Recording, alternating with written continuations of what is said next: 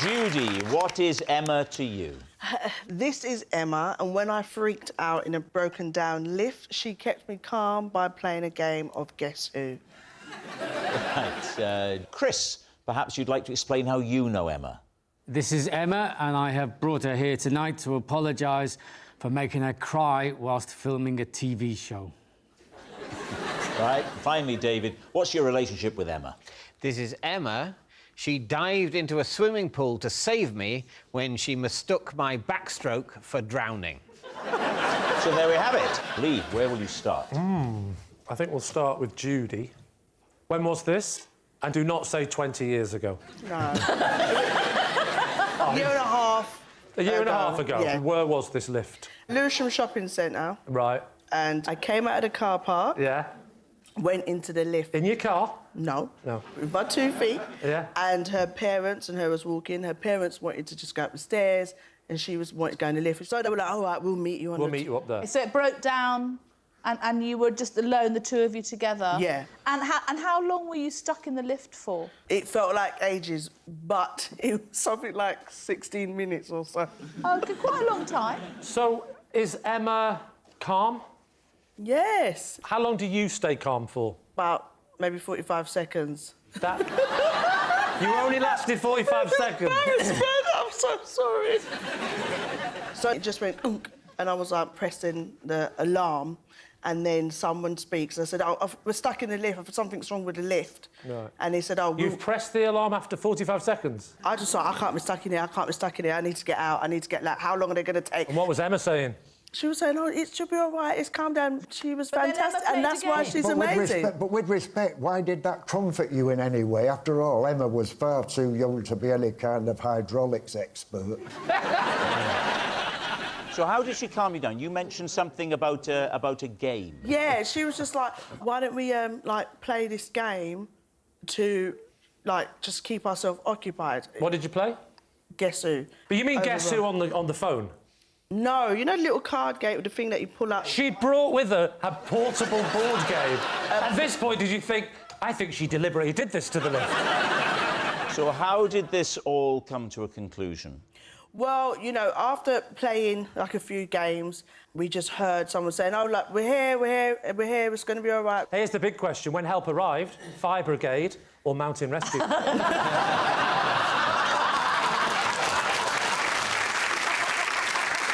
Now, what about Chris and his story? Chris, OK, so I've brought her on the show tonight to apologise to her because you made her cry on television. Yeah. Is that correct? It is. Yeah, so how did you make Emma cry? I was mean. OK. In my defence, I was hired to be mean to children, and it turns out I'm just really, really good at it. Whoa, whoa, whoa. What do you mean you were hired to be mean to her? There was a TV show that I was approached to be on, and they wanted me to be a bit of a nuisance and a bit of a pain and try and make life difficult for the kids. And David wasn't available? So what show was this, Chris? It was a cooking show where young kids had to run a restaurant. What was the show called? It was called Step Up to the Plate. Right, before we go anywhere, Step Up to the Plate. Have you seen it? Never heard of it. John? I might have heard of that. Yeah, just then, I mean, before now. Yeah, you look before, yeah. It's a kids' show. Were you a customer? Yes, they hired me specifically to be difficult. I see. So, specifically, what sort of things did you say, Chris? I'd get brought food and I was told, oh, this is surprisingly sweet. And I'd say, well, it's not surprisingly sweet anymore, is it? Because you've told me it's sweet. You've ruined the surprise. That's what you've done. Oh, that's brilliant. Was she your waitress? Yeah, she was one of my waitresses, and the kids took turns, and Emma was about number 3. What? How? By which point I'd really kind of got into the groove, Lee. I think the only mistake that Emma really made is that she told me that the meat in the meal was Venice instead of venison. She's a child, you barbarian. What did you reply with? What, I'm going to be eating the Italian city of Venice, am I? Oh, you horrible man.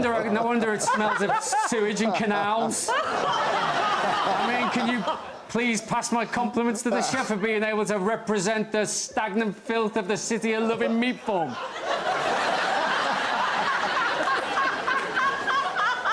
I'll tell you what, I didn't see it, but I'm going to find it. Well, Chris, you said you wanted to apologise. Why don't you take the opportunity? So, Emma, I'm sorry for being mean on the show, and for making really... Sorry, Chris, one moment. Sorry. Emma, could you put the middle finger away, please? So sorry. I'm sorry, Chris. Right, only young David is left. Remind us, David. This is Emma, and she dived into a swimming pool to save me after mistaking my backstroke for drowning. Where was it? Where did it happen? It happened in a swimming pool in Italy. Oh, Italy! Italy, Was it in yeah. venison? It was in the city... Come on, you can do this, Italian David. city... Of? Sorrento. OK. Oh. It's more of a town than a city, isn't it? Do you know, I'm not entirely sure. Have you ever been there? No, never. No more questions. No, I have been to Sorrento. Is Emma Italian? No. But she was on holiday? Yes. Right. So, and I'm not Italian either. Right. So you're on holiday on your own, I'm assuming? No, I'm with my wife and child. That's still going strong? Yeah, absolutely, yeah. But they weren't in the swimming pool. So you're doing the backstroke? Yes. And... Not classic backstroke. I will admit that. Not this. I'm not doing that, because I find my shoulders don't like it. What were you doing? Were you doing doggy paddle? Dogs don't swim on their backs. You'd see everything. My No. Is that why they don't do it? Absolutely. They're notoriously shy creatures. So tell us about your unconventional backstroke. Well, I'm just on my back, sort of. Oh, you're doing that, I do a aren't bit you? of that. You're doing that. Yeah, and I think I'm probably doing breaststroke legs, actually, if you can imagine anything Yeah. so mad and fusion. But I've got a sort of iPod that's been waterproofed. You can listen to things while swimming back and forth, and you get the vague exercise of the swimming without the unremitting tedium. Going on your mime, Yeah. you don't look to me like you're drowning. So why did Emma feel she had to come and help Well, you? one of the disadvantages of this listening device is that it is slightly difficult to rewind or change tracks. And So you've changed the track to the Beatles' Help. You've sang along. I'm not singing. I'm just trying to go back 5 minutes in the episode that I'm listening to. Oh, OK. Yeah. But in doing so, I've become slightly unsettled in the water. A little bit of water's gone up my nose. I might have gone a bit spluttery, and I'm trying to re-clip the thing. You look to some, particularly to Emma, as Yeah. if you're in distress. What happened? Yeah. The first thing I knew, though, she jumped in the pool and was lifting my chin up. And what do you say? I probably kicked off with an apology. That's how I usually start most social interactions.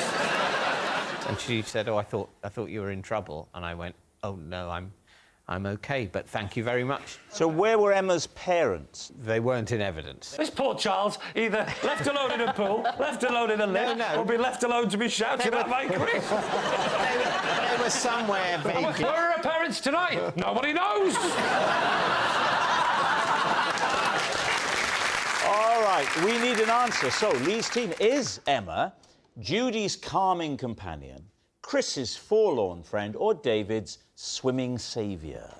John. I think Chris seems the most plausible to me.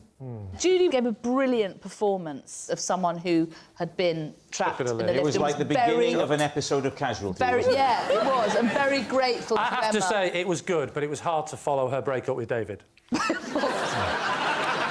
So what are we going to say then? Chris. Chris. Chris. You're gonna Chris. say Chris? We'll go Chris. OK, they're saying that it's Chris and the TV show. Emma, would you please reveal your true identity? I'm Emma, and Chris made me cry on TV.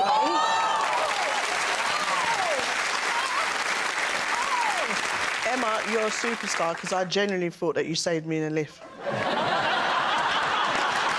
Yes, Emma is Chris's forlorn friend. Thank you very much, Emma.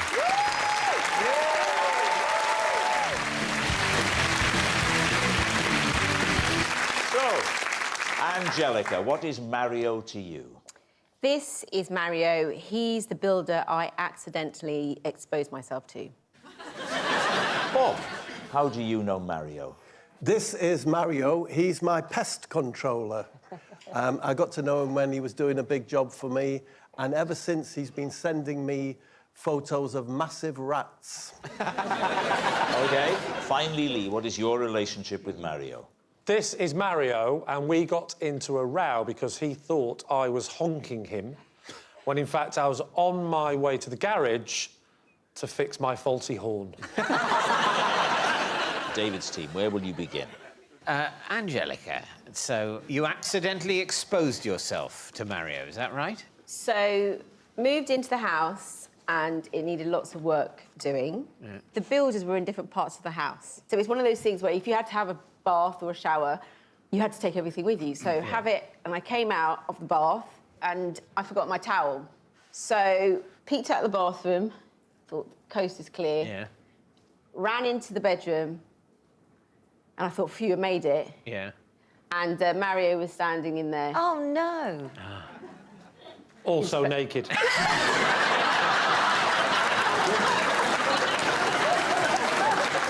And this is her practising her alibi to her husband. And what did she say? Nothing for about 10 seconds. What did he say? Nothing for about 10 seconds. So there's 10 seconds of silence. You're naked, he isn't. He's not he naked. Isn't. How naked are you? Everything was on show. Why didn't you just run straight back into the bathroom? Why did you freeze? You know when you have that moment of shock? I just stood there. I didn't even cover. Yeah. It's all sounding very suspicious, isn't it? I was like, 10 seconds! That's a hell of a scene, and you go, it was, you know, like when you see films.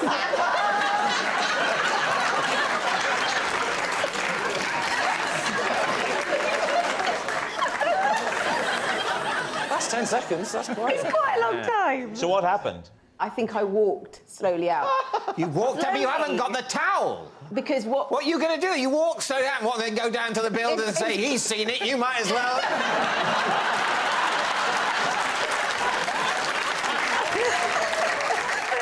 All right, who's next? Bob, what was the pest control situation that Mario initially had to resolve for you? It was moths. Whereabouts? It was in my, not quite... Wallet.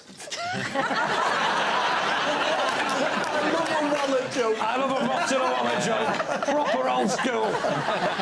Oh, my God. It was like, it's like a half basement. It's where I store everything. Lots of bags of clothes that we, you know, haven't thrown out. Mario came round to sort it out, and it ain't easy. Where do the rats come in? Yeah, 'Cause where you said did you- rats, didn't you? I got talking to Mario, and he showed me a picture of a rat. I mean, just like you do, sort of, just as you're chatting about telling you what, I'm there's absolutely a picture of a rat. Yeah, if you saw the picture, you'd show it to anyone. Why, is it a big rat? Oh, wow, it looks like it's this big. Yeah. But I said, no, that's just him doing that, hold it, you know, towards the camera thing. Yeah. So it looks massive. And he was a bit offended by this. So subsequently, with his company, Rats All Folks. No, he had a very normal name. Yeah. Murder She Roach. But he didn't like me doubting him. And so how now, big- whenever he gets a whopper, Yeah. bing! Do you have a favourite rat picture he sent you? Yeah, I won't let you see it, but wait. Have a look at this one, Lee. Wow. That's quite something. That is genuinely shocking, and not sure that's legal, Bob. All righty, now Lee. Lee. OK, Lee, remind us of your story. So this is Mario, and we had a row because he thought I was honking him, when in fact I was on my way to the garage to fix my faulty horn. So the fault was that it wouldn't stop honking? Yeah, it was honking randomly. So it was sort of going off at different times. You didn't know when it was going to honk, and Correct, it was sometimes not. correct. And how many times did it go off when you were behind him? I'd say at least a dozen. Sometimes it was a... Sometimes it was a... So how did the fight break out? Well, we had a row, not a fight. I'm not an animal. So We were driving along, and he's in front of me, and I'm probably a little bit too close to him, which was my mistake, but it went, and I sort of went, ugh. It's very hard to mime. I'm sorry, there's something wrong with my horn. Well, actually, there is a way of doing it, but... So I could see him looking every time it went, and I was going, this is all fine, you know. But it just... and eventually he stops in the road, and I couldn't get past him, and he gets out of the car, and he approaches me. Oh. I opened the window, and I thought, I better keep this up. So I just went, look, I'm sorry, mate, but... I've caught this off there. Car. He came around, you opened the window, you I didn't do that, because it's not 1986, David. No. And that was annoying, because you won't believe the noise it made when I opened the window. Yeah. And... Tell us what happens then. So he then said, yeah, you've got a problem, mate. He appears to have a problem. Yeah. You've got a problem, mate. Yeah. And I said, I'm beeping you because my horn is broken. He does it for no apparent reason. Don't you beat me, mate. I'll give you what for. Yeah. At this point, he grabs me and he says, you do that one more time, mate. You do that one more time, and I'll be straight back. Given that he was that aggressive to you, you seem very relaxed being this close to him. Yeah, but I did insist on the screens. Because that's how we first met. If I did that now, they'd go down and he'd attack me. OK, we need an answer. So, is Mario Angellica's blushing builder, Bob's pest controller pal, or Lee's road rager? Well, I mean, I'm tempted to eliminate Lee quite early on. It did start falling to pieces. I think Angelica's sounds like a real possibility. Like, that is something that could easily happen, I reckon. What's difficult is the 10 seconds, isn't it? Let's be fair. I mean, you'd just scream and run away, wouldn't you? I scream when I see my own reflection naked. Yeah, absolutely. You wouldn't stand there for 10 I seconds. just have to tell my... Cover the mirrors once more! I also reckon you quite like getting rat pictures. Yeah. Who would you stay in contact with? Someone you flashed at, or someone who sends you pictures of rats? And I think it's more likely to be Bob, myself. Oh, God, I think it's Angelica. Do you? Oh, I know, Please sorry. agree. I'm sorry. Or I'll have to think. I know, I'm sorry, All I'm sorry. right. Go with Bob. Yeah. You want to go with Bob, don't you? I just want to be right. Sometimes I really don't care, but on this moment I want to be right. I thought this show was a bit of fun. So did I. OK, we're going to go for Bob. You're saying it's Bob. Going to go for Bob. Bob. You're saying it's... Can we get it over with? OK, we're going for Bob. Mario, would you please reveal your true identity? Hi, I'm Mario, and Angelica accidentally exposed herself to me. Yes. Mario is Angelica's blushing builder. Thank you very much, Mario.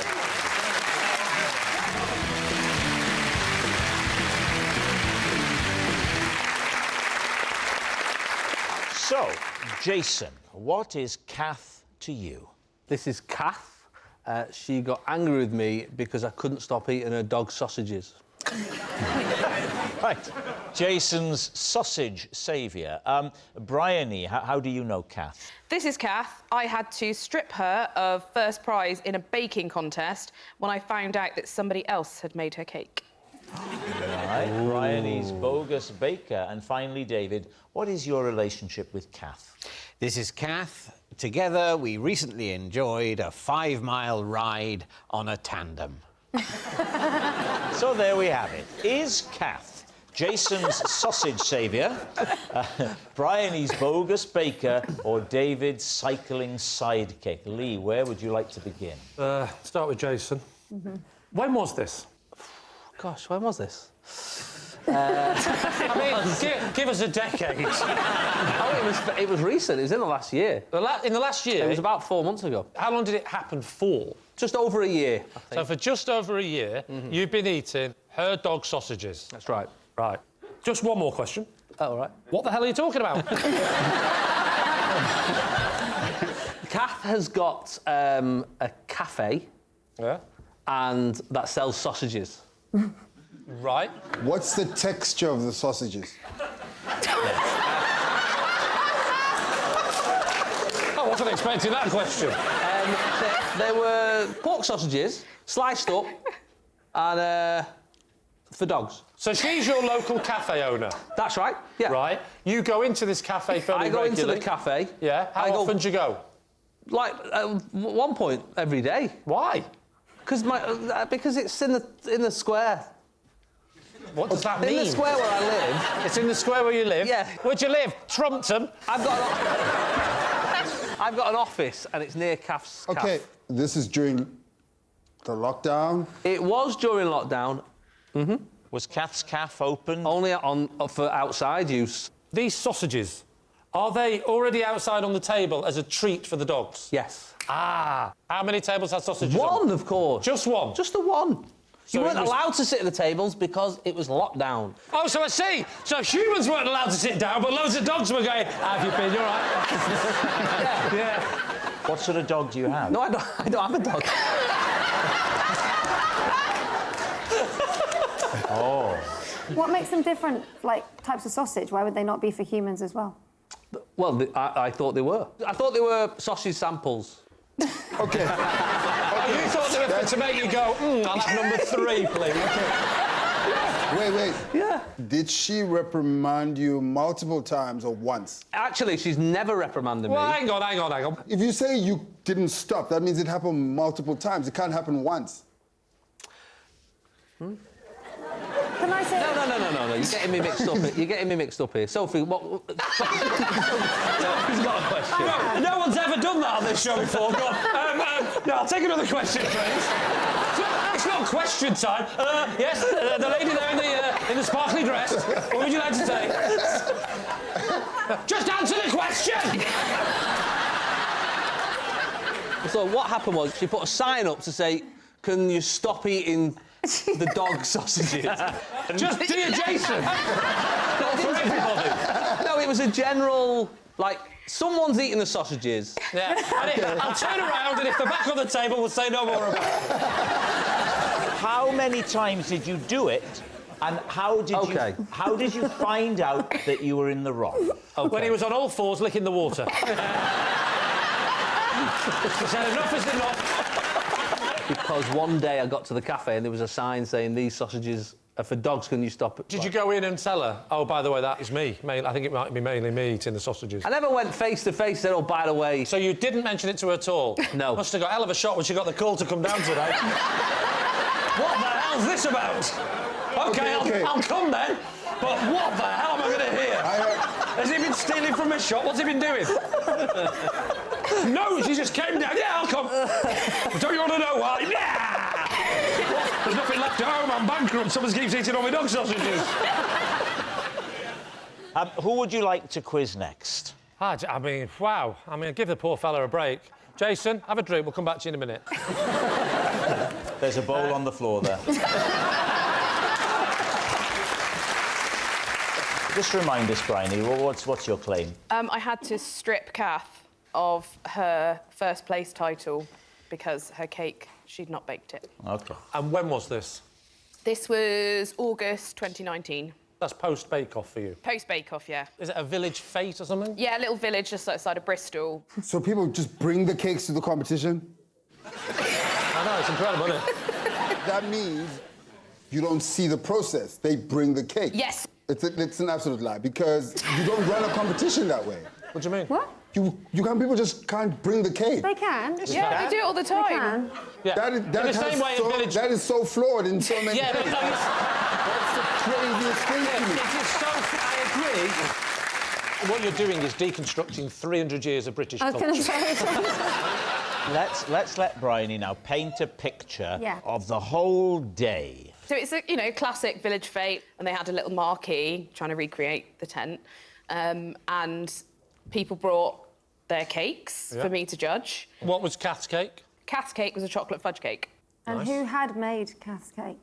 And well, before you tell us, how did you find out that Yeah. someone else had made it? Well, I mean, this is very village fatey, but it was actually one of her neighbours came over to tell me that she knew that Kath had bought it. Oh, she bought it? Like Midsummer Murders. Oh. Yeah. Didn't the box and the cellophane and the price sticker give it away? Yeah, it said taste the difference on it. I didn't pick up on it. She's always making caterpillar cakes. Yeah. So what did you do? You were given this information, puts you in a very difficult position. Yeah. What did you do? Well, I pulled Kath aside and had a little chat. You didn't hesitate? Yeah, I had a little chat with her. And what happened then? Well, she was remorseful, but we had to take first prize off her because I can't give her first prize for a cake that she didn't even make. I'd say what we have learned, despite what Bake Off tell you, shop bought, clearly nicer than homemade. What about David? David. It was so long ago. What did he say? I said, this is Kath, and together we recently enjoyed a 5-mile ride on a tandem. Right. Front or back for you? Yeah. Front. Wow. And how do you know Kath? From the tandem ride. This first time you met was... That was the you first met her time on we the met. bike? I met her... wow, that's a place to meet, isn't it? No, I know, no, I met her... Stop riding so close! I hired this with Kath at a bike hire shop in the New Forest. Sorry, you hired it with her? Yes. But you don't know her? No, we were in the queue. Right. The only bike that remained was a tandem. Oh! What were you doing in the New Forest in the first place? Why were you down there? I was down there shooting a big new drama for Sky. What sort of character were you playing? Posh and repressed or repressed and posh? That's the journey, actually. He goes from one to the other, and it's over just 12 episodes. I don't understand the motivation to do it. Why was it important that you ride on that particular day if you're there shooting something and you can come back the next day? Well, I had a surprise day off because Ian McKellen's knee was playing up. And I didn't say Ian McKellen's knee was playing my part. No, he was... We was... He'd do a good job, wouldn't he, his knee? It's not working. Could we give David the day off and let my knee do it? I have to say, McKellen's knee does a wonderful sarcastic expression that puts me to shame. But anyway, I was determined to have a bit of recreational fun in the New Forest, and I wasn't going to give up on a bike ride just because I was last in the queue. When you got off the bike, did you spend a little bit longer together? Did you say coffee or anything like that, or did you just end it there? Pedalo? It was, we had I think a 2 or 3 minute chat, but we didn't go for coffee. I'll tell you what, David, it strikes me that Kath does look as though she could be on the back of a tandem. If you were to position yourself in front of her, that might sway the team into believing in your view, would achieve something. I think it would, yes. All right, I will do it. Here we go. Sorry about this, Kath. I haven't done my warm-up, but, leg goes over there. Oh, well, that's a very low crossbar, if you don't mind me saying. No, absolutely, I do have trouble with it. Fortunately, they had a little set of steps. So I was able to imagine I'm climbing the steps, over I go, onto the seat, very comfy. There we go. And, now, you want to check that Kath was happy. Are you happy, Kath? Are you happy, Kath? I'll take that as a yes, and off we go. And there we go.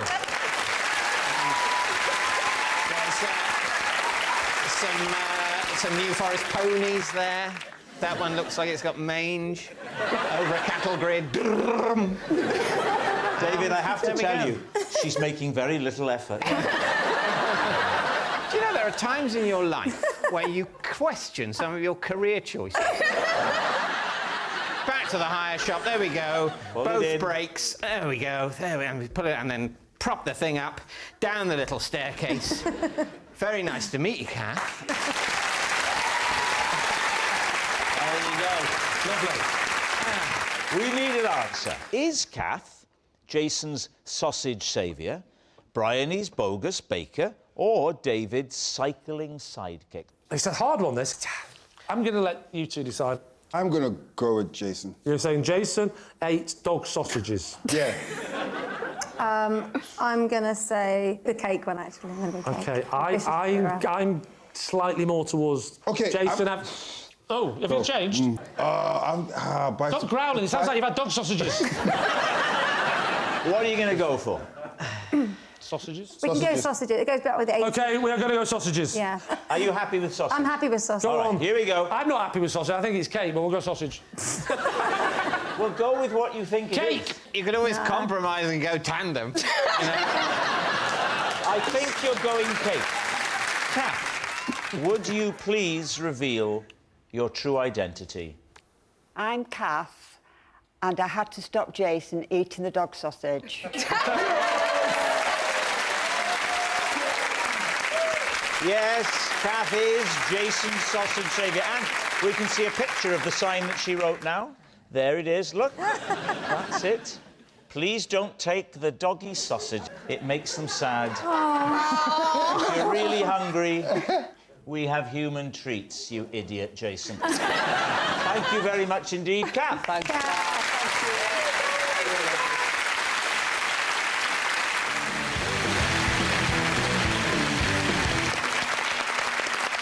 So, Pam, what is Lee to you? This is Lee. He caught me in his bookshop when I was putting my books on top of Richard Osman's.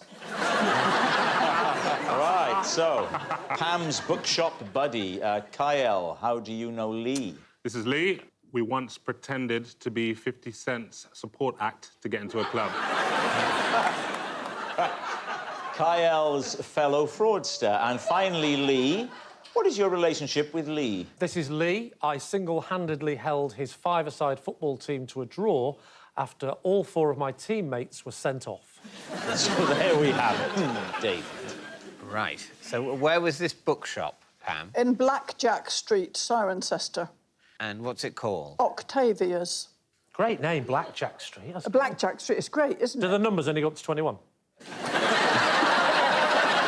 So describe what you did and how Lee responded. And as you go in, there's a round table in front of you on which they put all the bestsellers. And I saw, as I walked in, a great stack of Richard's books, and I was consumed by a bit of jealousy and envy. I thought, here's this man who's selling all these thousands of books, and here am I trying to earn a crust as a poet. Yeah. And I confess, a black cloud descended upon me, rigid with fury. I picked up... That's that scene from Pulp Fiction. I will strike down upon thee! It's like Samuel L. Jackson. Rigid with fury and envy and jealousy and all of those foul emotions. I've got a couple of my books and I put them on top of his because I just thought it wasn't fair that one person should be so massively successful when I am scratching a living as a versifier. Well, that all sounds very plausible. And Lee saw you do this. He saw me. He came over to me very politely and he said, "Excuse me, madam, but I have to bring to your attention the fact that you're not permitted to shift books around in the way that you are doing at present." And he said, "I must insist that you replace the books where they were originally exhibited." Did he realise that they were your books? What? Did he realise they were your books? Not initially. Not until I spoke. And then when I spoke, the realisation dawned across his face and he said, "Ah, you are that poet of renown." Yeah. You are that poet of renown. I wish you'd put that book down.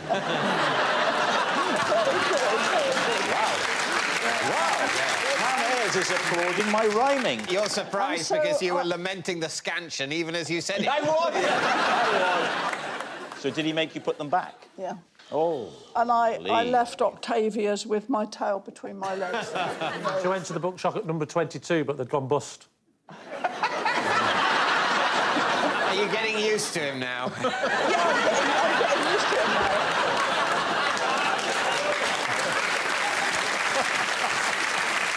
Who would you like to quiz next? OK, Kyle, tell us your story again, please.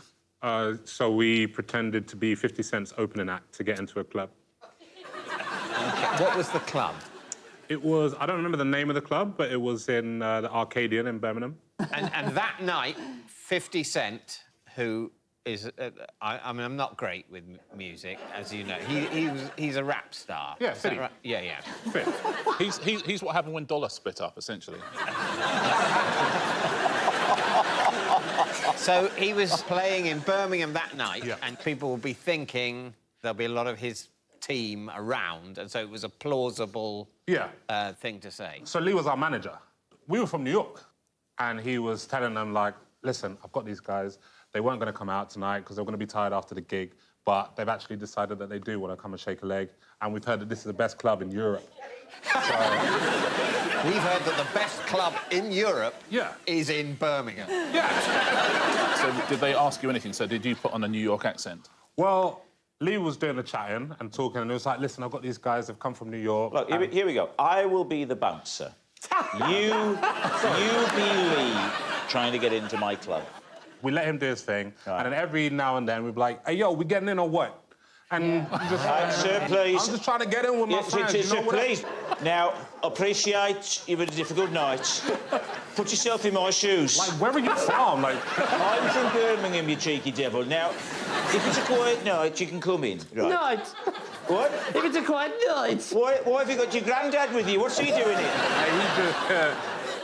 Tell us about your band. I mean, what sort of band? Love a bit of music, mate. Yeah, we do, like, rap music or whatever. What part of New York are you from, sir? Brooklyn. I'll tell you what, it's breaking the rules. We're going to let you in. All right? I appreciate that. I'm with him. Can I come in? I'm sorry, sir. We have an over-70s night every Sunday. Can I come in? You can definitely come in because tonight is bondage night.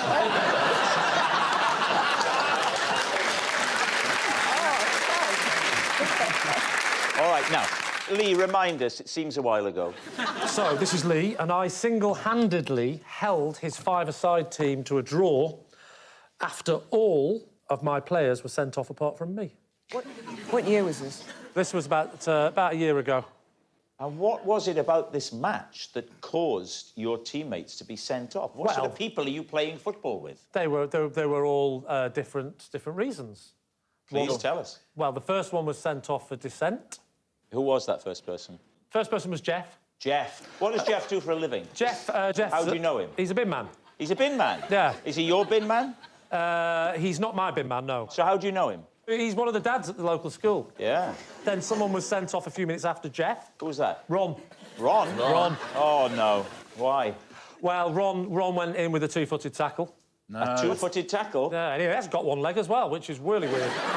But he did it twice. So... How do you know Ron? Postman. He's a postman, is he? I know he is. Is he your postman? Not my postman, Not your postman? No. So how do you know him if he's not your postman? Well, I just know him from the local school. He's one of the dads. Ah, OK. And who's the third thug? Why don't we say the next two were sent off together, shall we? The next one to be sent off was Rob. Rob? What does he do for a living? He's actually a butcher. A butcher? Yeah. Is he your butcher? No, he's not my butcher, no, I'm a vegan. So how do you know him, then? He's next door to the veg shop. And so you've naturally got to know the shopkeeper of the shop next door to where you buy all your well, I go and buy my vegetables, and I always look in and I'll always give him a, that's cruel! Off I go. So we get to a point where Jeff, Ron and Rob have gone. It's just you and another person. Now, who's the other person that you're relying on? Adrian. Adrian. Yeah. Now, what does Adrian do? He's actually lost his job. Oh, no, but what did he do? He was a butcher, a postman and a bin man. Must be quite hard for him, then, to be around the other guys, the memories. Well, yeah, but, you know, they were bras. Sorry? Oh, memories, sorry. Yes. And what was he sent off, then? Well, he was sent off for time wasting. Yes, because obviously, think about it. You're 8-0 up at half-time, you get a man sent off, and now it's 8-1, and then it's 8-2, and then it's 8-3, 8-4, 8-5, 8-6. We're down to 2 players, there's only a few minutes left. What are you going to do? You're going to time waste. What was he doing to waste time? He went for a Kit Kat. What was the name of the team? Fish Alive FC. Fish Alive FC. 1, 2, 3, 4, 5. Once I caught a fish alive. That's really good. All right, we need an answer. So, David's team, is Lee Pam's bookshop buddy, Kyle's fellow fraudster, or Lee's football friend? Well, I don't believe Lee. Why? Because of all of the details. I think it is Lee. I agree. Yeah. I think Lee has done a Lee thing of making the story kind of like... Yeah. There's stuff that didn't happen. Right. But I think the guts of Lee's story... Yeah. I do. It just feels... So, like, well, for example, the professions of your team. Yeah. Were they really a binman, a postman, a butcher and an unemployed former bin man, postman, butcher. OK. Is that true? No. No. No, it's not true, David, because that would be ridiculous. I don't actually believe it was Lee. That was... You don't believe it? No, of course not. Well, it could... No, but the point is it could be Lee. David. Yeah? Probably not Lee. Are you giving me a clue? I'm worried you're having a breakdown. Richard, what about Pam's story? People do it a lot. People put their books in front of other people's books. I absolutely get it. No way is Pam Ayres being disrespected in any bookshop in this country. I think you're right. And I thought that the Brooklyn accent was absolutely terrific. Yeah. Let me just say now, I might have given the impression that I was ruling out Lee. And while on many levels... What sort of mind games are you playing?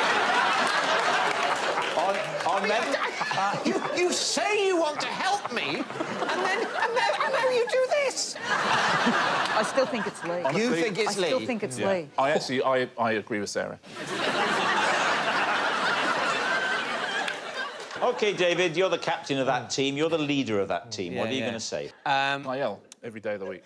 Yes, I think it's probably Kyle. OK. Lee, would you please reveal your true identity? I'm Lee, and I helped Kyle get into a club.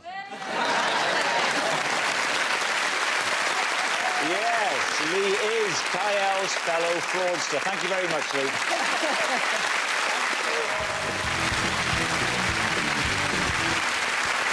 So, Mike, what is Amanda to you? This is Amanda. I once hospitalised her with my elaborate dance moves.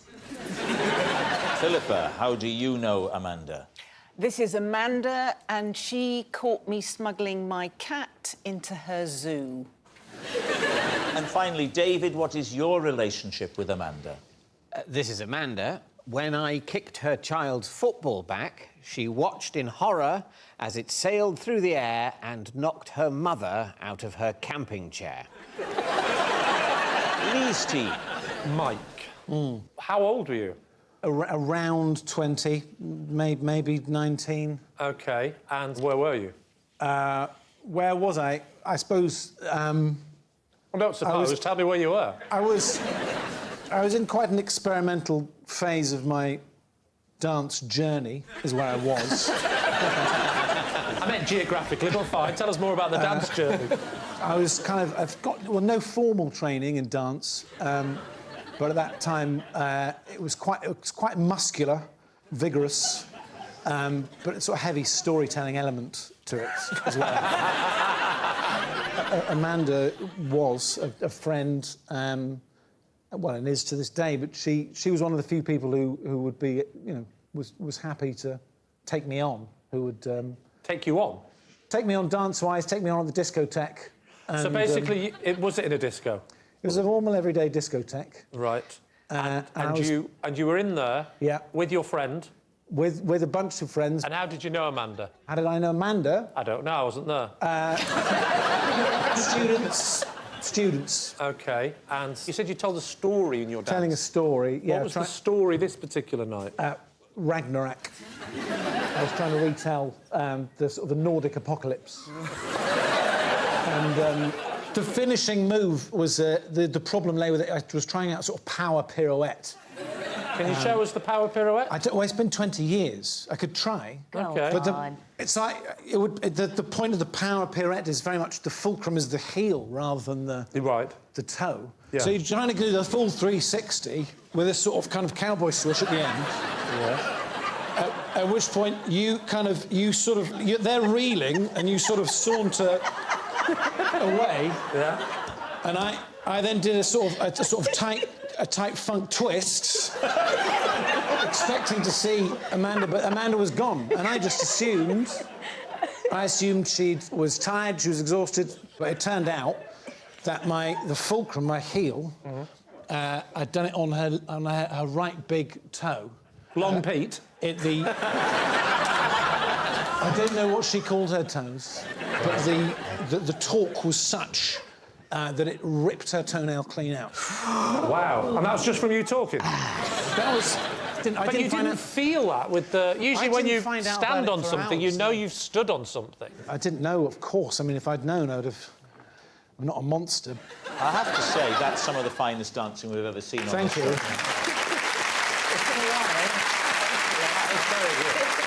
That's right up there with some of my stuff.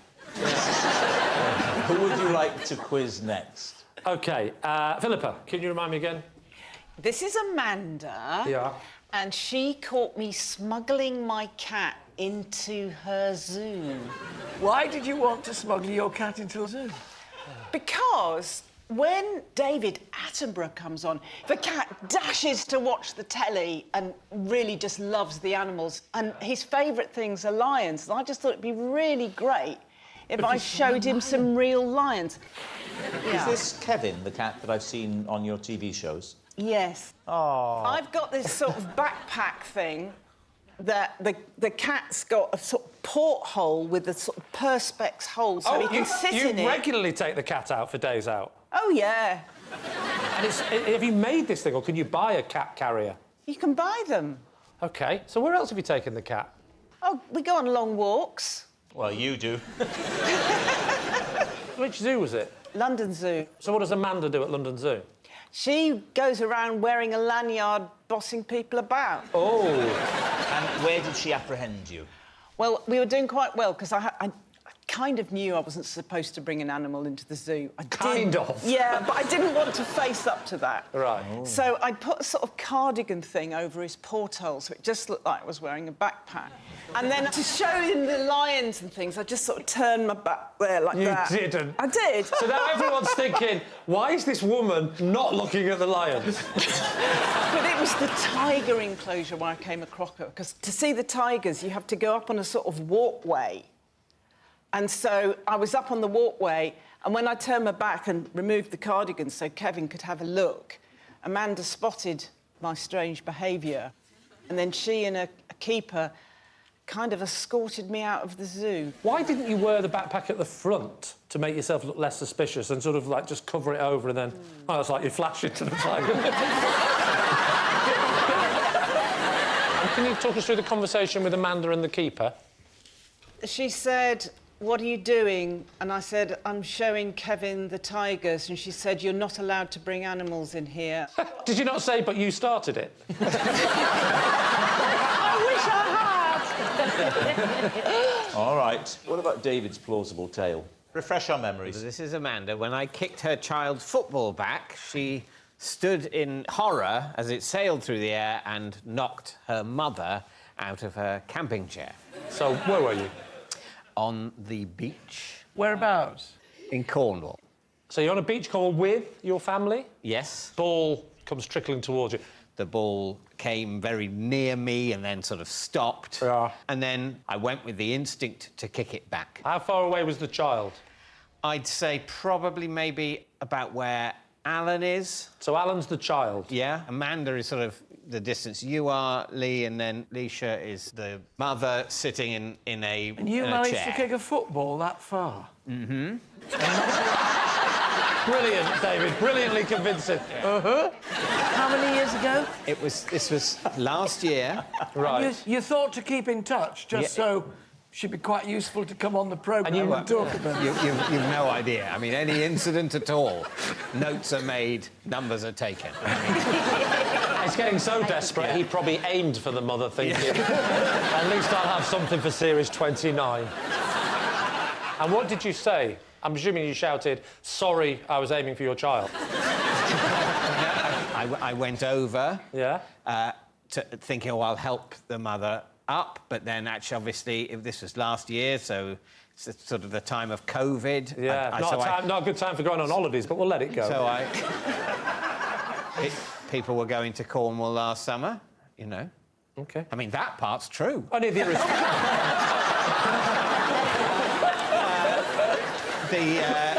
so I went over and sort of got to within a couple of yards and then sort of mimed helping her up while Amanda helped her up. Yeah. Even though you said sorry, when you walked away with your daughter and wife, did you turn to your wife and go, "Not a bad kick, that, wasn't it?" Did you feel a bit proud of yourself? No, Okay. I didn't feel proud of it because Well, you texted me.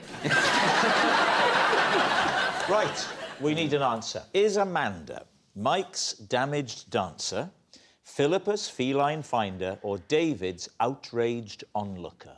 I feel like the sand scenario, it's not adding up. What about Mike? I feel like that isn't true neither. I think Philippa's is very plausible. You'd have to be a bit... Well, but she is. So what are you going to say? So you think it's... I think it might be at the zoo. I think it might be the zoo. OK, then we'll go with my team and say it's Philippa. You're saying that it's Philippa taking her cat, Kevin, to the zoo. Right. Amanda, would you please reveal your true identity? I'm Amanda, and Mike's dance moves put me in hospital. Thank you very much, Amanda.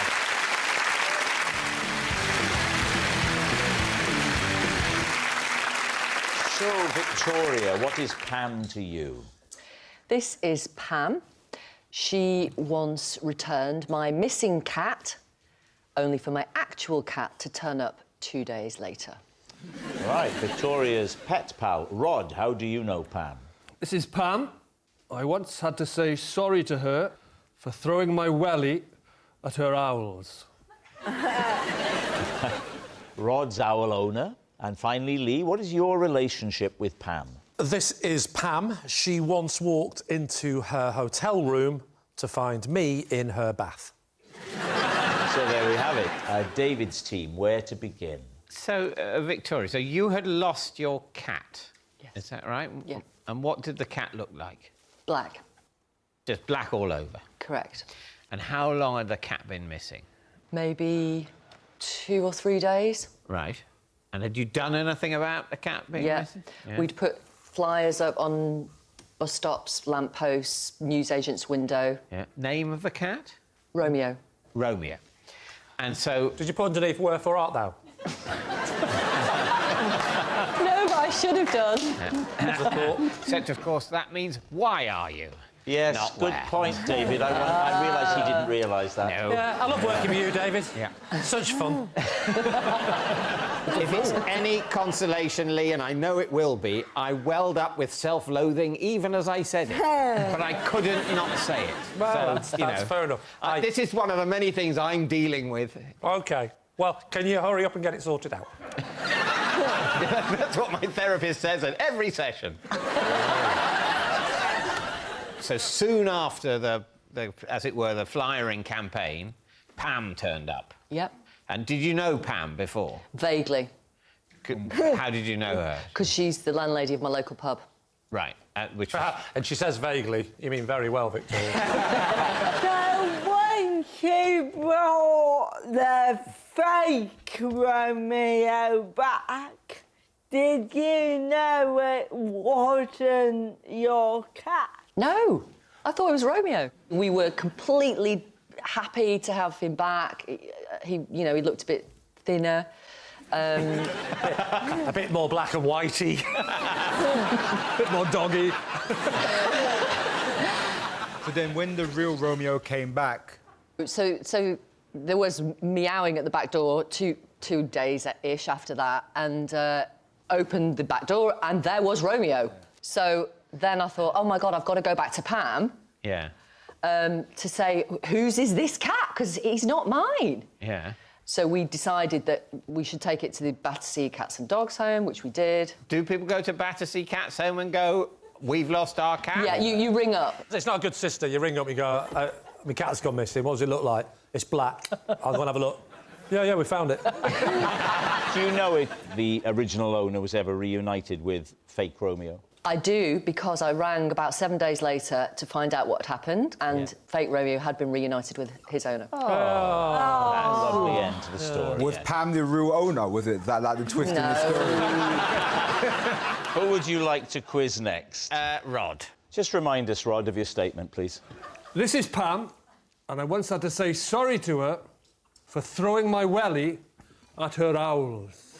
Rod, yeah. Were you sharing your welly with your friend? Well, yes. I was in a way, because I say my welly, it was my welly for the duration of the welly throwing. Nice. Why was Pam's owl attending the welly throwing contest? The welly throwing contest. Yes.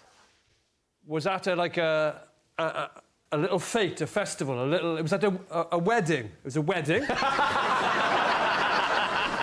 And the wedding people decided to have like a fete, a festival, a little carnival to entertain people in the day before the wedding. Yeah, but why is that part of the festival? Just a woman was standing with owls. I mean, it's a good question. Pamela Owls were at the wedding. Are you saying Pamela Owls or Pam and her owls? There's Pam and her owls. Yes. There's welly throwing, there's food stalls, there's coconut shies, there's other things going on. OK, so it's at the Pam and her owls section. What's the activity? Just a good old look at an owl. There's a little gazebo, and then there's owls on, like, podiums. That you can go up and read about, and you can ask Pam about her owl. So these aren't models of owls, these are live owls. Oh, they're live owls. Did you say, are they live? Yeah. Well, I mean, the idea of someone coming along with owls sounds very dull. Yeah. But for Pam and her owls, and they're just little cement owls, would be... Right, thanks, Pam. I'm just going to go to the food store. Pam's got a show with her dead owls. Pam and her dead owls to the... Do the owls do anything? Or do they just sit there? They just sit there. Do they sit there and observe the people reading about them? Pam assured me they were alive. But if they were in the gazebo, when you threw the welly, how did it hit the owl? Shall I show you what happened? Yes, please do. Yeah. Right. There's two techniques of welly throwing. You've got the basic swing, like that. Or, you'll know this, Rob, you've got the hammer. Of course, yes. Right? I swung like that, left go a little bit too late. Oh. On an angle. Here's Pam and her owls, 2 owls on plinths. Yeah. I leave go with the welly. It goes straight into their gazebo. This is how I knew they were alive. It went straight through the middle of them, and the two of them went like that. Right. So the owls weren't hit or hurt? Thankfully. But they might have cricked their necks. Because I don't think Pam would be standing like that if I'd killed them. All right, now then, what about Lee? Just remind us. This is Pam. She once walked into a hotel room to find me in her bath. So why were you in her bath? Because I was in the wrong room. How did you end up in the wrong room? I ended up in the wrong room because I locked myself out. So you thought you'd just pick anyone? No, I went down to reception and told them this. I said, I've locked myself out. And they said, oh, what? So just go in Pam's room. They said, don't worry, she's at a wedding with her owls, you'll be all right for an hour. They said, what room are you in? Gave them the room number.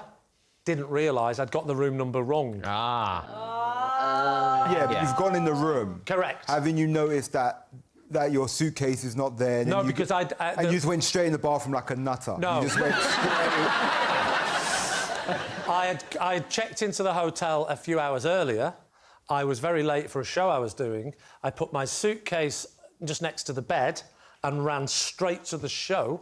You go in the room. Yeah. You go immediately into the bathroom. You haven't gone into the main bit of the room in a way which would be, there's no doubt, more normal. Have you ever needed the toilet desperately? Yeah, but you went to the bath, not the toilet. Hey, I'm from up north. I can double up. Yeah. So you're naked. You're in the bath. Yeah. Pam walks in. Yeah. What happened? I got my headphones on. I'm chilling out to a bit of whatever. And then I think I hear a click, if I'm going to be honest. At the time, I'm thinking... And it's Pam cocking a gun.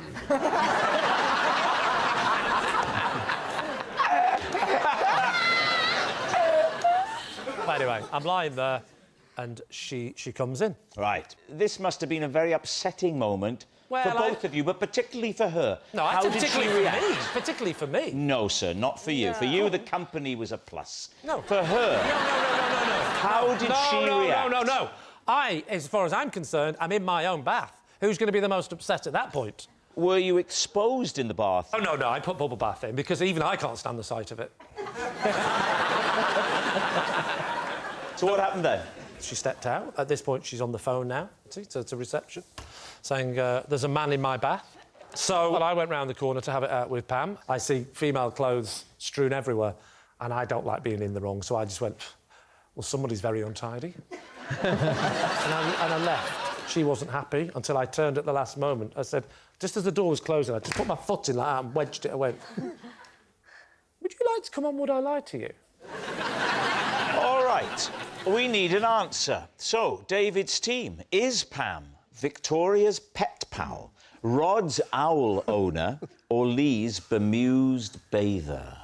I think Victoria, because Pam looks like a pub owner. She looks like she could handle the tap. Yeah. Oh, she could that night. What do you think? I think it's Victoria.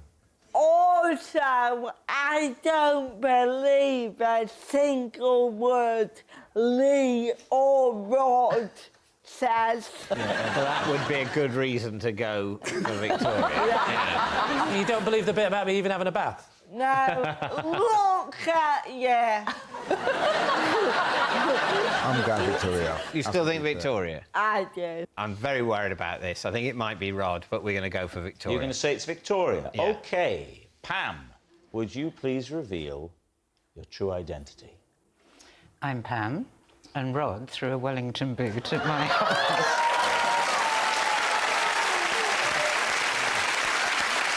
Yes, Pam is Rod's owl owner. Thank you very much, Pam.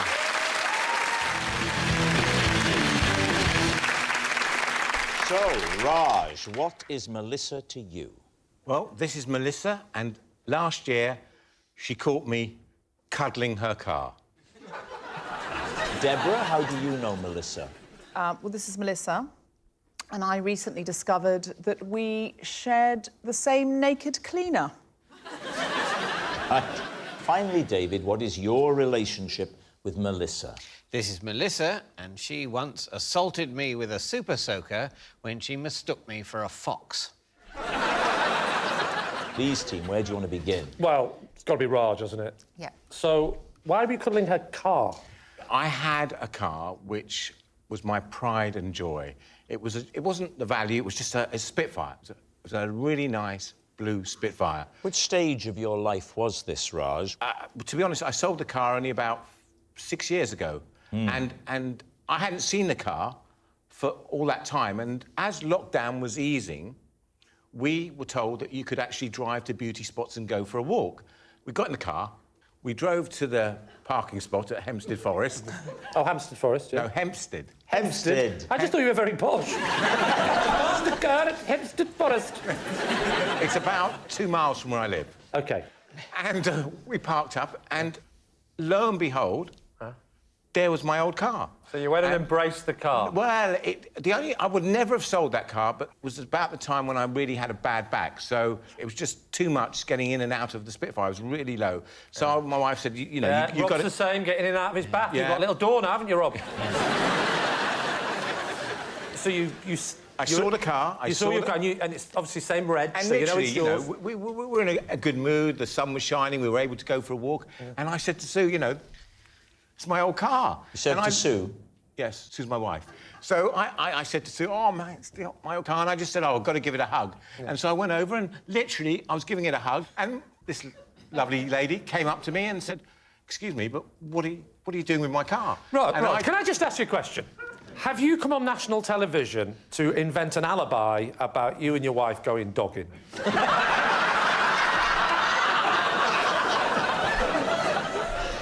How did Melissa react upon her arrival? Well, to be honest, I mean, she didn't know who I was from Adam, so she, you know, said, what are you doing? And I had to explain that this actually was my car, because she hadn't bought it off me. OK. What year was this car? It was, I think, 1963. Ah, and it's a Triumph, so it'll have had the sort of TR4A suspension. To be honest, I have no idea, Lee. Ah, good, because I haven't either. Was it a soft top? Yeah, it was only a two-seater. But, Raj, you also said that Melissa was there with her family. It's a two-seater. Oh. No, I never said she was there with her family. There's more to you than a lobster costume. Do you know what I'm saying? She definitely wasn't there with her family. She was there with a friend. There was just two of them. Just the two of them? In the same bubble?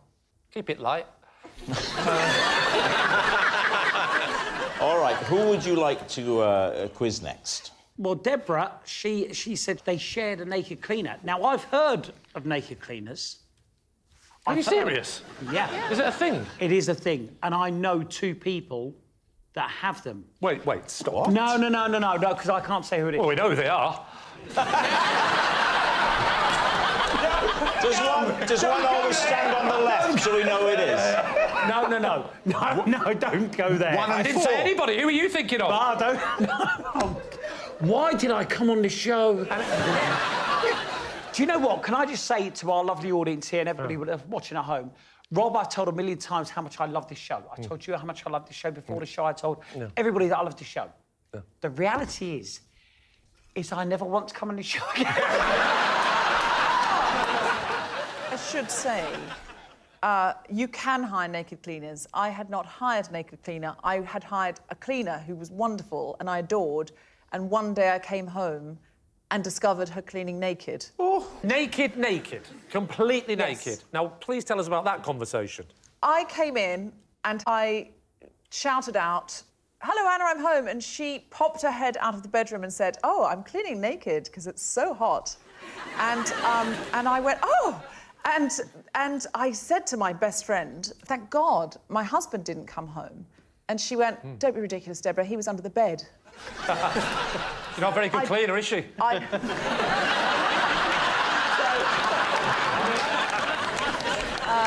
Yeah, and anyway, it then turned out it was just something that she liked to do. If it got very hot and there was no one home, she enjoyed cleaning naked. Right, so, and did you say this is fine?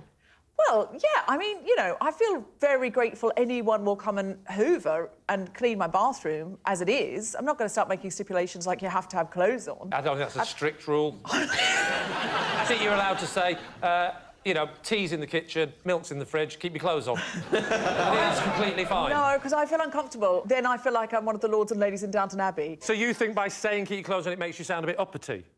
Yeah, just generally... It's a good point, actually, because I'm worried... I've got a cleaner and I'm worried I'm not down to earth as I used to be. So when I get back, I'm going to say, can you take all your clothes off? Because I'm a little bit worried that people are getting the wrong impression of me. So Melissa isn't the cleaner that... No. What's the connection? OK, so I was at a party and I overheard behind me someone telling my anecdote, which was, I came home, the cleaner put her head out of the bedroom saying, "I'm cleaning naked because it's so hot." And I thought, she's stolen my anecdote. So I just went, "Excuse me, that's my story. That happened to me." And she went, "Well, it happened to me." I said, "What is your cleaner's name?" And she said, "Anna." And I went, "Oh, my God, we've got the same cleaner." Yeah, but hang on. She doesn't advertise herself as a naked cleaner. No. She's a cleaner who likes to take her clothes off. You're saying they exist as a... Would you like to book a naked cleaner? Yes, they do. But clearly what Anna does, you know, you would prefer that. That doesn't sound... No, I think... That doesn't... The potential here... Oh, I just want to go home. Now, the point is that what you're saying, I think, is that, that this Anna maybe has missed her vocation working as the kind of cleaner you're talking about your perverted show business friends liking, where they not only are allowed to take their clothes off, but must do. You're very calm about this. You're like, OK, that's fine, that's your attitude. I'm shocked. You know, you're married. Do you want your husband to see a naked woman cleaning the house? Oh, he would just be... He's like David. He would be... He's very like David. He would just be really embarrassed about it. He'd just be a bit embarrassed? He'd just be a bit embarrassed. All right, now, what about David? Oh, he's never been naked in his life. Every bit of me has been naked, but never all at the same time. I like to think of the idea that you came out in a little jacket. Remind us of your connection to Melissa. Well, this is Melissa, and she once assaulted me with a super soaker when she mistook me for a fox. Are we all aware of the super soakers? It's basically a large, powerful water pistol. Yeah, it takes the fun of the water pistol and then goes too far. You'll be familiar with the principle, Lee. What were you doing for her to think you were a fox? Were you, by any chance, making love with a high-pitched squeal? By the bins. Yeah. Again. No, I wasn't. I think, as we've established... I've heard you, David. We've all heard. ways. I'm either some pathetic asexual lump, as correctly expressed by Deborah, To be strictly fair, I did not describe my husband or you as a pathetic asexual lump. No. Yeah, I but we said- knew what you were thinking.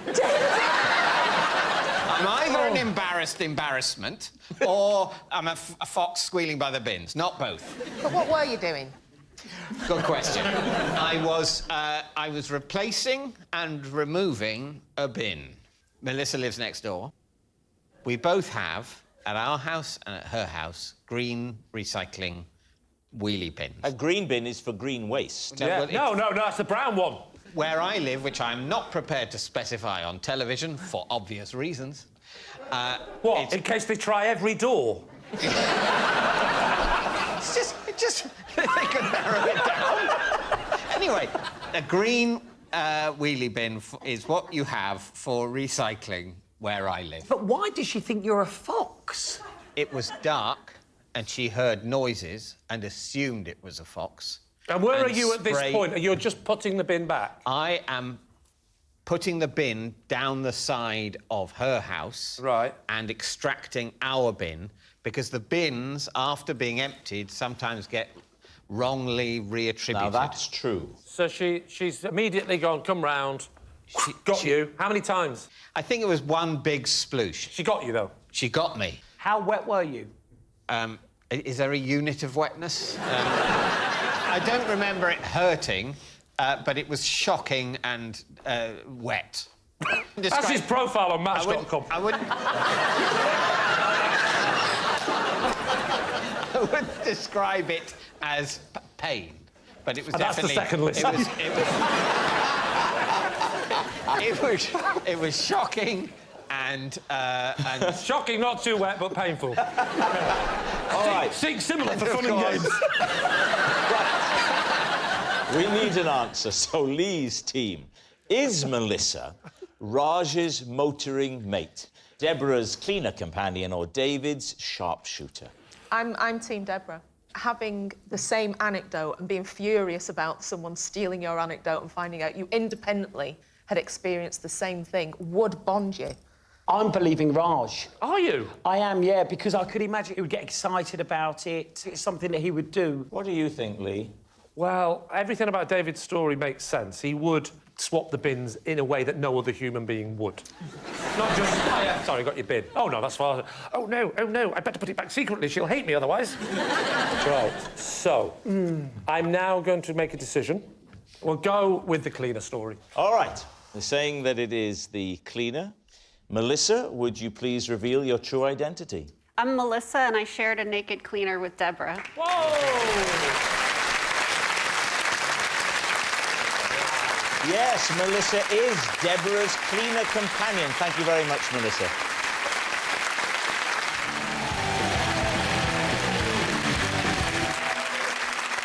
So, Bobby, what is Graham to you? So this is Graham. When I won his competition, my prize was a trolley dash through a pound shop. Joe Brand, how do you know Graham? This is my old neighbour, Graham, and when my landlady was trying to sell my flat, I asked Graham to bang a bongo to put off any potential buyers. Oh. And finally, Lee, what is your relationship with Graham? This is Graham. All his bees flew away when I was looking after him.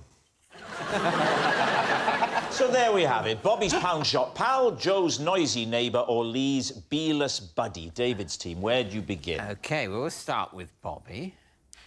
So what was Graham's competition? So he was organising a competition to open a new pound store, actually 99p store. So, sorry, he was organising a competition to open one? So it's a competition where somebody gets to open the store. So the prize was opening the new pound store? Yes. What was the competition? Oh, so you had to submit some sort of, like, artistic, creative entry that you could display or show off at the opening. The winner of the artistic competition would win the prize of opening the new pound store. And get to do a trolley dash as well. How long did you get to dash? 99 seconds. It would make sense, wouldn't it? 99p. Makes sort of. I suppose, or 99 years, or, yeah, fine. Bobby, tell us about your artistic entry. So... Oh, the old Rob Brydon chat-up line. So I wrote, like, a little, like, poem or a jig. A what? Sorry? A jig, like, little, like, few words to open it. That's not a jig, is a poem, it? A like, jig is a dance. But, like, but you could... If you had, in theory, a good verse, you could jig to it as well. Now, do you recall any of this poem? So I definitely remember one line was, at 99p store, bargains galore. At 99p And then everyone's, like, jigging. Bargains galore. And everyone's, like, jigging away at the opening. So that was your artistic entry. What was it up against? I don't know. Let me rephrase that. What did that beat? I think it's far more likely that Bobby's entry was actually the only one. What sort of size crowd was it? How many people had this attracted? 60, 70, 80. That's a lot. Why did you say about 70? Because it's somewhere in the region of 60 to 80.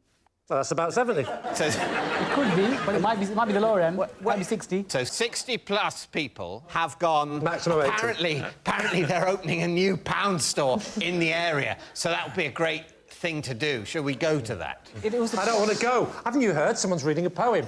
Get my coat. Yes, it's quite... It's not just a poem. It's one of those poems you're encouraged to jig around to.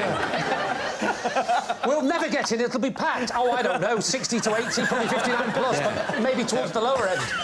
Let's go, darling. All right, who next? Joe.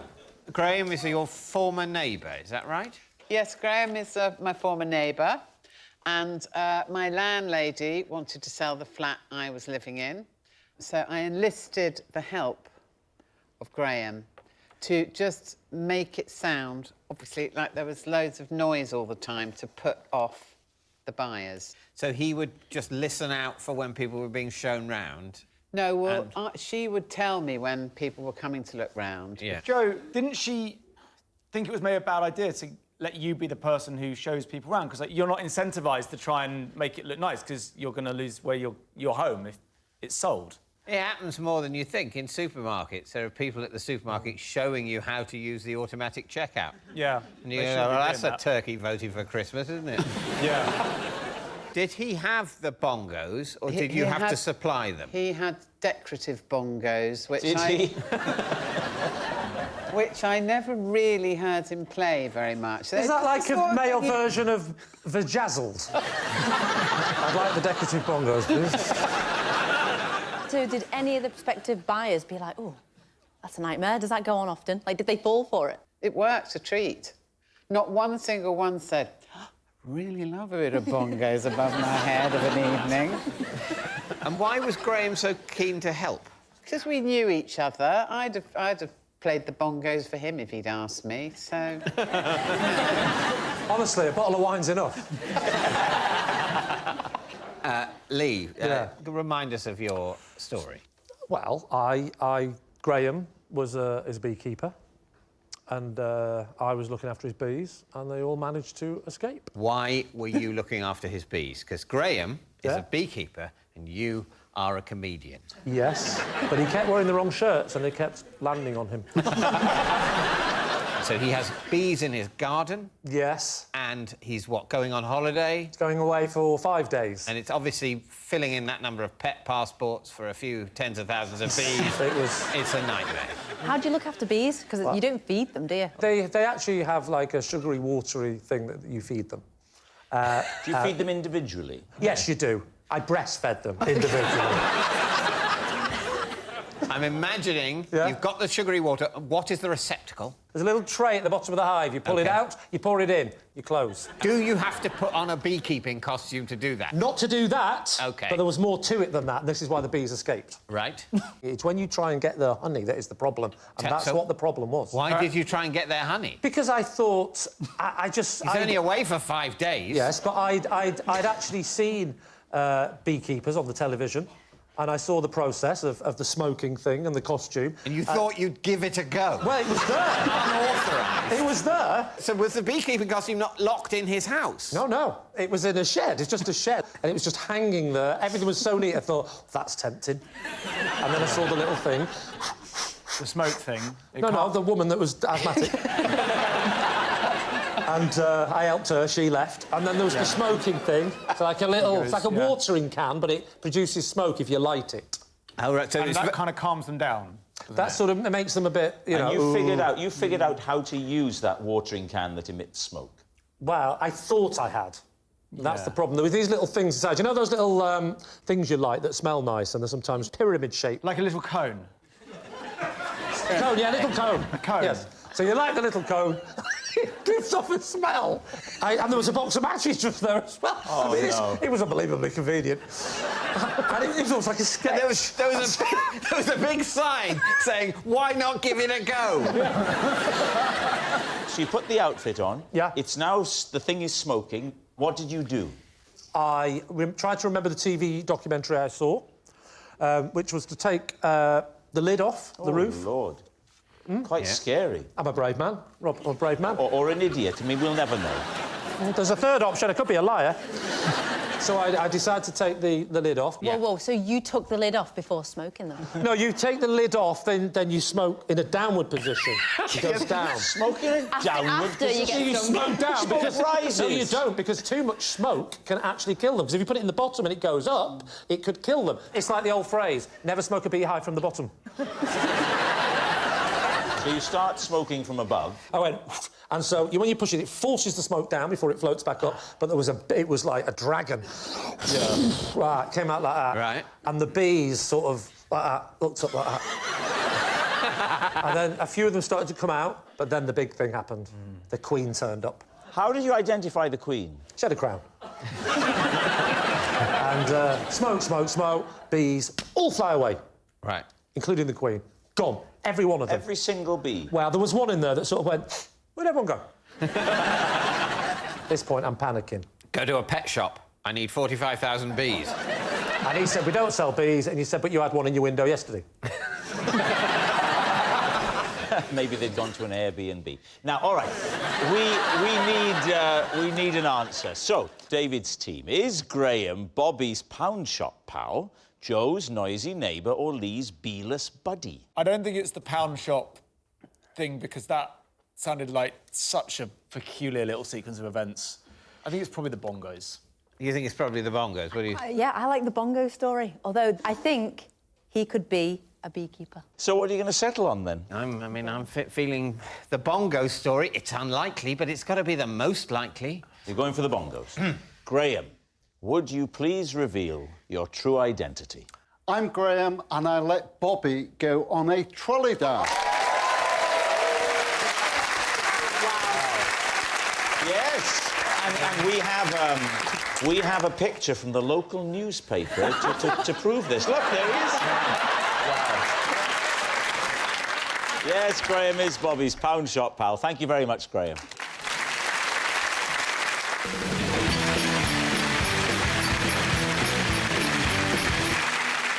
So, Angela, what is Hugh to you? Well, this is Hugh, and his reindeer once smashed my windscreen. Right, Angela's screen smasher. Ardle, how do you know Hugh? This is Hugh. One Christmas, I felt so bad about lying to him, I had to leave the country. Right, Ardle's misled mate. And finally, Lee, what's your relationship with Hugh? This is Hugh. He saved my life when I caused a riot at a prison panto. So, there we have it. David, where would you like to begin? OK, so, Angela, talk us through what happened with the windscreen and the reindeer. What more would you like to know? OK, were you in the car? No, I wasn't. Was the car moving? No. Where was the car parked? It was parked in the car park of a pub on the edge of Dartmoor. And how did the reindeer come to smash the windscreen? Because it was on the roof of the pub, which is a 16th century pub. And every year I have a party in this pub for my friends and relatives. And Hugh, and it's now his son, actually, Chris Worthington, who looks after it. But when Hugh was there, Hugh used to decorate the pub and had one of those things with the reindeer pulling the sled across the roof. Doing untold damage to a listed building. Well, no. It had been put up there properly. Okay. No. But we were all inside having dinner, and suddenly there was this almighty crash, and my car was the one that was right in its path when it fell. So what happened? Where was Hugh when all of this commotion was going on? Behind the bar, where he, where he belonged. Did he? belong. Get back behind the bar where you belong. He's mine host. He was the owner of the pub. Yeah, sure. But when all the commotion happened, obviously Hugh would have... He ran out too. We all went out to see what the noise was. Yeah. And how was your reaction? Did you deck him? Did I what? Deck him. With that accent, you can't say that. No, Did you deck him? No, I didn't deck him, and I didn't deck him either. No. Missed opportunity. And are you still in contact with Hugh? Well, not really, because Hugh now lives in Melbourne. He's moved. Are you saying that's where he is now? I'm assuming that's where he is now. Yes. Gosh. I feel sorry for Hugh, because he's probably thinking, why couldn't they just taken a photograph of me and put this on pause? And I could have gone, oh, there he is, he's moving. No, smiling, Hugh, you know the rules. Ardle. Yes. What was your relationship with Hugh again?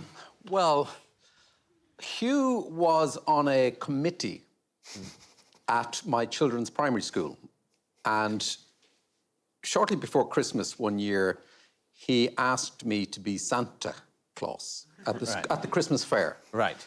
And I didn't want to be Santa Claus at the Christmas fair. Yeah. So I said no. Why? It's my worst nightmare, actually. I just thought, like, why me? Because you're Ardle O'Hanlon and you're lovable. For an actor, it's a bit like a busman's holiday. They're going to be questioning your credibility, like you're not the real Santa, all that kind of stuff. Well, I've done it, and it went very well. And did they believe you were the real Santa? Yes, they did, because I put on a different voice. Oh. Can we hear it? Hello, Angela. Oh. Have you been good this year? Oh, dear. Yeah, you sound like a sort of pervert robot. I don't care. All that matters to me is the opinion of Jim Broadbent. Well, I played Santa several times, and I think no. I set you up. I elevated you above these idiots.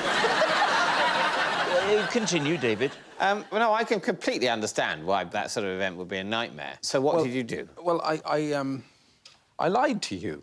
I said I'd love to do it, but I can't. And I said the first thing that came into my head, I said, I'm going to be away that weekend.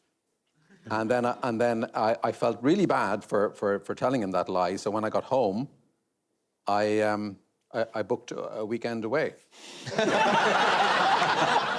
Where to? Stockholm. Why Stockholm? It was available.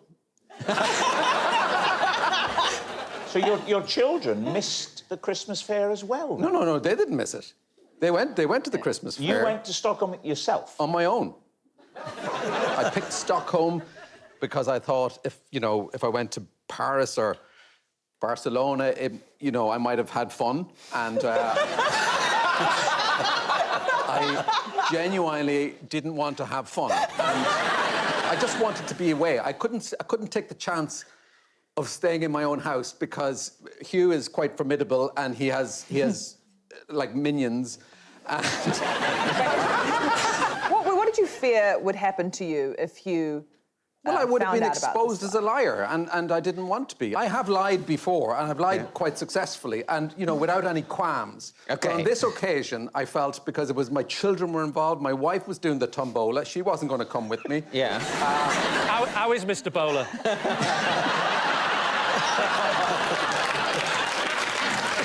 You have to ask her, I don't know. One more question. Why is Hugh not here in the studio? Because I live in Dublin, as does Hugh. And I think that answers that. Yes. OK, now what about Lee? Lee, remind us of your claim. This is Hugh. He saved my life when I caused a riot at a prison panto. Oh, what was the prison? Wandsworth. And were you thrilled when you heard they were going to put a panto on and you would get to watch it? Why were you in the prison? I was in the prison because a friend of mine works for a charity that puts on shows for prisoners, and they asked me if I would get involved. So what was the panto? The panto was Cinderella. Uh-huh. What was your role? My role was to sort of bring a bit of good spirits to the company. I wasn't in the panto. It must have been very hard for you once the performance began. Yeah. Because I know you, and it would have been very hard for you to be in the wings and not want to... Hang on, I wasn't in... Which wing are you talking about? in H wing, right? But to be in the wings, and you must have wanted to get on there. Well, I did introduce the show. That was my sort of... I'll introduce the show. And what form did your introduction take? It's a tough gig. I was trying to use all the usual stuff. What do you do for a living? Oh, sorry, right. And then I thought, do what you do at Panto. They'll love this. They don't want to hear my jokes. What they want, chocolate. Right. So I had a bowl of those little wrapped miniature sweet things, and I just started lobbing them out, because that's what you do at Panto, right? I was lobbing them out like that and getting everyone upbeat. And what happened? You know, it was getting a bit rowdy. And then I threw a big handful very hard, and it hit one of the, I didn't know at the time, notorious hard men. Straight in the eye. Yes. What miniature bar was it? No, it was a giant Toblerone. So what happens then? So he said, "You've just hit me in the eye." And then it goes a bit quiet. Everyone's tense because they know it's Big Harry. So what happened? Yeah. He does what any hardened criminal does when he's trying to assert his alpha maleness. He goes for me. Right. And the next minute, complete riot breaks out. In all of this, where does Hugh fit in? Where does Hugh fit in? Where does Hugh fit in? Where does Hugh fit in? I was the executive producer. Not you. What was Hugh's role? He was, brace yourself, and is a prisoner. What? Well, I wasn't expecting that. So Hugh was a con. Not was a con. Hugh is a prisoner. He's in a very relaxed prison now. Yeah. That is an artificial backdrop that they sent to the prison, and if you were to pull that away, you'd see lots of bars, seriously, and uniforms with arrows facing upwards. What did he do? The wardens have gone, the alarms are going, it's chaos. So Hugh grabs me, he says, "Keep your head down and follow me." And we ran, and then we find this open cell, and he just throws me in, shuts the door. He says, "This is the only place no one can get to because it's automatic locking." Yeah. And now I'm in, I'm safe. How long were you there? I was in there for 2.5 years. It was supposed to be 4, but I had really good behaviour and I worked in the library. All right, we need an answer. So, David's team, is Hugh Angela's screen smasher, Ardle's misled mate, or Lee's prison pal? What are you thinking, Jim? Well, it's all mysterious why Hugh's on the screen, and the best reason for that is Angela's. That was entirely credible. What about you, Rose? Weirdly, I believe that Ardle has travelled to Stockholm to avoid an awkward conversation before, but it has nothing to do with Hugh. I think Angela. You think Angela? Absolutely. I think Angela. I think we think Angela's is You're the going to most say plausible. Angela. So, Hugh, would you please reveal your true identity? I'm Hugh, and Ardle lied to me one Christmas.